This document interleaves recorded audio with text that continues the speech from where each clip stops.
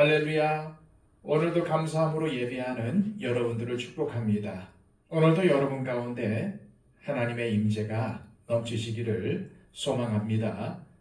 기도하겠습니다. 아버지 하나님, 하나님께서 우리를 어여삐 여겨주시고 또한 은혜로 하나님의 자녀 삼아주셔서 이렇게 하나님 앞에 예배할 수 있었습니다.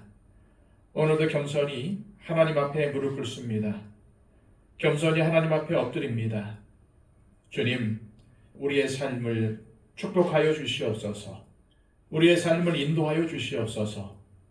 온전히 순종으로 주님께 나가게 하여 주시고 오로지 우리의 삶의 기준은 하나님의 말씀임을 알게 하여 주셔서 그 말씀 붙들고 나아가게 하여 주시옵소서. 온갖 마귀의 시험과 세상의 유혹을 말씀으로 물리치게 하여 주시고 하나님이 우리와 함께 동행하심을 믿고 오늘도 하나님을 의지하는 우리의 믿음이 되게 하여 주시옵소서. 예수 그리스도의 이름으로 기도하옵나이다. 아멘. 다 함께 찬송가 249장 찬양 드립니다.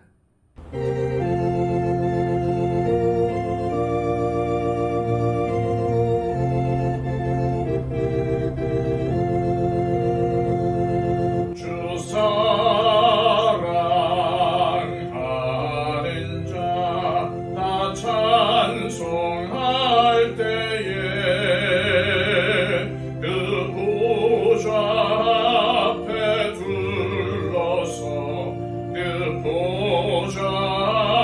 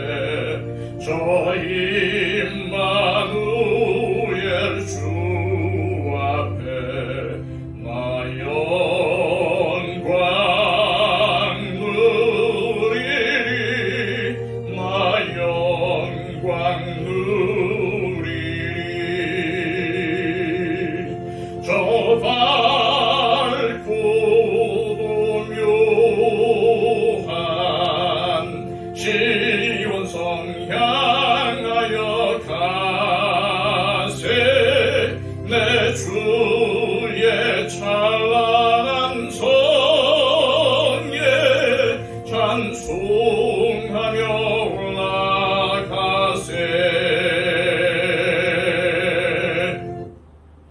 이 시간 우리에게 주시는 하나님의 복된 말씀은 신약성경 히브리서 11장 13절에서 16절까지의 말씀입니다.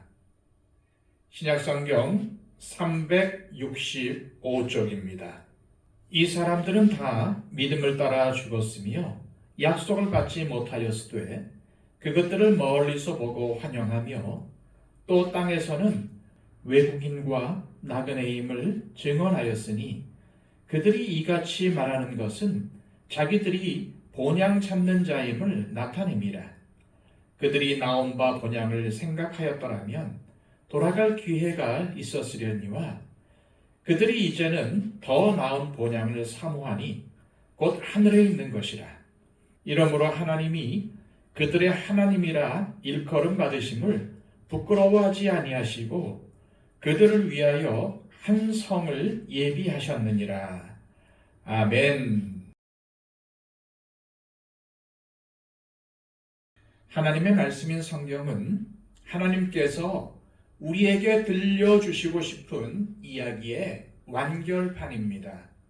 그래서 매일 하나님 아버지의 말씀에 귀를 기울이고 순종하려고 노력하는 성도는 신앙생활이 행복해집니다.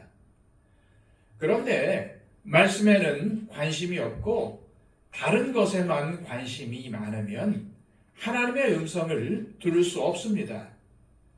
그러다 보면 엉뚱한 대로 흘러가게 마련입니다. 더 나아가 우리는 하나님이 말씀하시지 않는 것에도 마음을 써야 합니다. 성경이 기록된 시대의 상황과 우리가 사는 시대의 상황은 너무나도 다릅니다. 따라서 성경이 담고 있지 않은 것에도 하나님의 뜻을 헤아려 순종하려는 그리스도인들은 행복한 신앙생활을 할 수 있습니다. 우리는 지금 히브리서 11장을 통해 평생을 하나님의 음성에 귀를 기울이며 끝까지 믿음으로 승리한 사람들에 대해 묵상하고 있습니다. 이들이 어떻게 그러한 삶을 살 수 있었는지 본문을 통해 살펴보려고 합니다. 13절입니다. 이 사람들은 다 믿음을 따라 죽었으며 약속을 받지 못하였으되 그것들을 멀리서 보고 환영하며 또 땅에서는 외국인과 나그네임을 증언하였으니. 여기서 말하는 이 사람들이 누구입니까? 일단 앞에 등장한 아벨, 에녹, 노아, 아브라함, 사라를 지칭하는 것일 것입니다. 또 뒤에 나올 사람들도 포함될 수 있을 것입니다. 따라서 히브리서 기록자가 믿음의 선진이라고 소개한 사람들에 대한 총평이라고 할 수 있는 것이 바로 오늘 본문인 것입니다. 그런데 이 사람들이 어떠한 삶을 살았습니까? 첫째로 이들은 모두 믿음을 따라 죽은 사람들입니다. 다시 말해서 평생 믿음을 지키며 살다가 죽었다는 말입니다. 따라서 믿음을 따라 죽었다는 말은 평생 믿음을 지키며 살았다는 의미도 있지만 믿음의 원리를 따라서 순교자의 삶을 살았다는 의미도 있는 것입니다. 끝까지 믿음을 지키고 살다 죽었다는 말입니다. 그렇다면 여러분들은 믿음으로 산다는 것이 무엇이라고 생각하십니까? 그것은 내가 믿는 그 믿음이 내 삶이 되게 하는 것입니다. 솔직히 우리는 예수 그리스도를 믿음으로 받은 구원만 말하고 있지 믿은 다음에 어떻게 살 것인가에 대한 대답은 없습니다. 우리가 예수님을 믿은 다음에는 그 믿음을 따라 살다 죽어야 합니다. 그런데 그 믿음은 예수님처럼 살겠다는 믿음입니다. 그래서 예수님은 12영이나 더 되는 천사들로 세상을 뒤엎어버릴 능력이 있으셨지만 약한 자가 되셔서 죽으시고 낮아지시고 섬기시고 사랑하셨습니다. 그런 것처럼 이렇게 예수님을 따라 살아가는 것이 바로 믿음을 따라 사는 삶인 것입니다. 그런데 믿음을 따라 사는 삶에 있어서 가장 어려운 점은 약속을 받지 못했지만 멀리서 보고 환영하는 삶을 사는 것입니다. 여기서 약속을 받지 못했다는 말은 약속의 성취를 보지 못했다는 뜻입니다. 하나님께서 아브라함에게 약속하신 땅과 무수히 많은 자식과 무수히 많은 자손과 축복의 근원이 될 것이라는 약속은 아브라함 당대에는 그저 이삭 하나 얻은 것에 불과합니다. 이렇게 이들 당대에는 약속이 이루어지지 않았습니다. 그런데도 이들은 그 약속을 믿었고 그 약속을 믿는 믿음 가운데 죽었다는 것입니다. 바로 이것이 히브리서에서 말하는 믿음입니다. 하나님께서 그렇게 약속하셨기 때문에 믿는 것입니다. 다른 이유는 하나도 없습니다. 또한 이들은 약속들을 멀리서 보고 환영했습니다. 여기서 멀리서 보았다는 말은 육신의 눈으로 보았다는 뜻이 아니라 약속을 굳게 믿었다는 의미입니다. 약속이 아직 이루어지지 않았습니다. 그렇지만 하나님께서 말씀하셨기 때문에 그것을 굳게 믿었고 그 약속이 이루어지려면 언제가 될지 알 수 없지만 그것을 기뻐하고 환영하는 삶을 살았다는 것입니다. 이것이 바로 믿음을 따라 사는 삶입니다. 믿음이 현재의 삶을 지배하는 것입니다. 믿음을 따라 살고 믿음을 따라 죽었다는 것은 주님의 약속을 믿는 믿음이 삶 전체를 지배하고 있다는 말인 것입니다. 약속이 이루어지는 것을 보지 못했지만 그것이 이루어질 것을 믿고 환영하는 인생, 그것이 바로 믿음으로 사는 인생인 것입니다. 그럼 약속이 이루어지는 것을 보지 못했지만 믿음으로 환영하는 삶은 구체적으로 무엇을 말하는 것일까요? 그것은 이 땅에서 외국인과 나그네의 삶을 사는 것입니다. 지금은 사정이 많이 좋아졌지만 타국이나 타양에서 외국인과 나그네로 사는 삶에는 서름이 많습니다. 말이 잘 통하지 않습니다. 문화나 가치관도 다릅니다. 하지만 믿음의 선진들은 세상의 인정이나 세상과 어울리려는 모든 노력을 포기하고 세상 사람들이 외국인과 나그네처럼 대해도 개의치 않고 살았다는 말입니다. 그리고 그들 스스로 나그네라고 증언했습니다. 삶으로도 나그네처럼 살았습니다. 왜 믿음의 선진들은 이러한 삶을 산 것일까요? 14절입니다. 그들이 이같이 말하는 것은 자기들이 본향 찾는 자임을 나타냅니다. 이들이 외국인과 나그네의 삶을 산 이유는 나는 진정한 본향을 찾는 사람들이라는 것을 나타내기 위해서였다고 히브리서 기록자는 밝힙니다. 스스로 나는 이 땅에서 외국인과 나그네라고 증언하는 사람들, 그 사람들이 진정한 본향을 찾는 사람들이라는 말입니다. 저나 여러분은 믿음과 삶이 일치하지 않는 성도가 되어서는 안 됩니다. 그런 성도의 삶에는 힘이 없습니다. 말씀의 기초가 든든하지 못해서 확신이 없고 감정에 따라 기복이 심한 성도는 결코 믿음을 따라 살다가 죽을 수가 없는 것입니다. 더구나 스스로 외국인과 나그네라고 증언하지 못합니다. 오히려 세상을 닮기 위해서 애쓰고 세상 정신을 교회에 끌어들이려고 애씁니다. 오늘 본문을 통해서 히브리서 기록자가 강조하려는 것이 무엇인지 깨달아지시나요? 믿음을 따라 살고 죽는 사람들은 삶에 일관성이 있다는 말입니다. 이것은 너무나도 중요한 말입니다. 예수님을 믿는다고 말하면서 지독하게 세상의 복을 구하고 이기적이며 세속적일 수가 없다는 것입니다.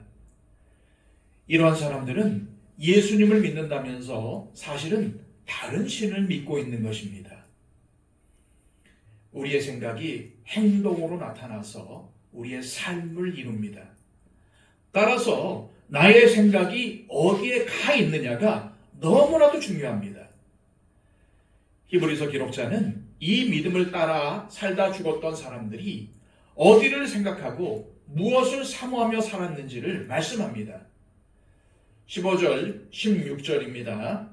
그들이 나온 바 본향을 생각하였더라면 돌아갈 기회가 있었으려니와 그들이 이제는 더 나은 본향을 사모하니 곧 하늘에 있는 것이라. 이러므로 하나님이 그들의 하나님이라 일컬음 받으심을 부끄러워하지 아니하시고 그들을 위하여 한 성을 예비하셨느니라. 여기서 믿음의 선진들이 가졌던 생각은 단순히 한 번 생각하고 마는 단순한 생각을 의미하는 것이 아니라 삶으로 나타나는, 삶으로 드러나는 생각입니다. 믿음을 따라 죽었던 사람들, 진정한 본향을 찾는 인생을 살았던 사람들, 스스로를 나그네, 외국인이라고 증언한 사람들, 즉 믿음의 선진들은 나온 바 본향으로 돌아갈 줄 몰라서 안 돌아간 것이 아니라는 것입니다. 하늘에 있는 더 나은 본향을 사모했기에 돌아가지 않았다는 말입니다. 여기서 우리는 나온 바 본향에 대해서 좀 더 생각해 볼 필요가 있습니다. 이 믿음의 선진들, 특히 아브라함에게 나온 바 본향이 가지는 의미는 안정과 번영, 안락한 삶 자체였습니다. 따라서 나온 바 본향은 우리 인간들이 의지하고 바라는 모든 것일 수 있습니다. 즉, 우리가 세상이라고 말하는 것들, 육신의 정욕과 안목의 정욕과 이생의 자랑 등이 나온 바 본향의 의미입니다. 쉽게 말하면 아브라함에게 나온 바 본향은 단순히 떠나온 고향이 아니라 인간적으로 아브라함이 기댈 수 있는 모든 것이었다는 말입니다. 더 나아가 우리가 미련을 두고 있는 썩어질 세상의 것들이며 아직도 버리지 못하고 있는 옛 습관들이 바로 나온 바 본향인 것입니다. 그러므로 그러한 것들로 돌아가서 거기서 만족하며 머물러 있는 사람들은 더 나은 본향이 아니라 나온 바 본향으로 돌아간 것입니다. 나온 바 본향으로 돌아가지 않으려면 믿음의 선진들처럼 더 나은 본향을 사모해야 합니다. 여기서 사모했다는 말은 원어적으로 열렬히 갈망하다, 무엇을 향해서 간절히 손을 뻗치다 라는 뜻입니다. 쉽게 말씀드리면 믿음의 선진들은 더 나은 본향에 미쳐서 살았다는 말입니다. 더 나은 본향을 향한 마음의 간절함 때문에 외국인과 나그네로 살아가는 삶이 주는 고단함을 잊었다는 말입니다. 따라서 세상에 썩어질 것, 버려야 할 옛 습관 등에 나온 바 본향으로 돌아가지 않으려면 그것을 하지 않기 위해서 노력도 하고 기도도 해야 하지만 더 나은 본향을 열렬히 갈망하며 거기에 미쳐서 살아야 합니다. 적당히 세상에 한 발, 교회에 한 발을 디디고서는 절대로 더 나은 본향을 사모하며 살 수 없습니다. 오히려 나온 바 본향으로 돌아가게 될 것입니다. 그런데 하나님은 우리가 그렇게 더 나은 본향을 사모하며 끝까지 믿음으로 살아갈 때 우리의 하나님이라 일컬음 받기를 부끄러워하지 않으신다고 약속하셨습니다. 그리고 우리들을 위해서 한 성을 예비하시겠다고 하셨습니다. 이 약속을 따라 그리고 믿음을 따라 죽는 신앙인으로 끝까지 그리스도인으로 살아가시기를 소망합니다. 이 시간 기도하실 때 하나님 아버지, 우리가 품고 살아야 할 것은 나은 바 본향, 곧 이 세상이 아니라 더 나은 본향, 곧 하늘나라임을 다시금 깨닫습니다. 그런데도 아직도 세상에 미련을 두고 썩어질 세상의 것들을 잡으려고 발버둥치며 옛 습관을 버리지 못하고 있는 우리를 불쌍히 여겨 주옵소서. 믿음의 선진들의 삶을 살펴보면서 하나님의 말씀에 영혼의 닻을 내리고 하나님의 뜻을 헤아리며 살게 하옵소서 기도하시기 바랍니다. 111 기도를 통해서 우리의 기도가 필요한 분들을 위해 간절히 중보해 주시기를 바랍니다. 다 함께 기도하겠습니다.